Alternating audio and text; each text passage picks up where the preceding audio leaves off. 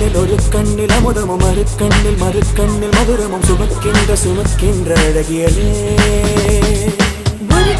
ஒரு கையில் அகங்களும் மறுக்கையில் சுகங்களும் எனக்குள்ளே கொடுக்கின்ற இனியவனே.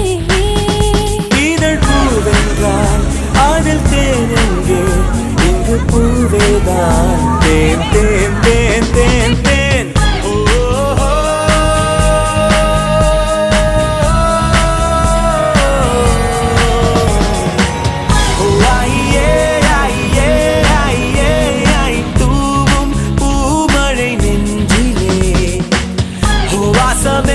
சுவாசமே வசமே வந்து மையல் கொண்டு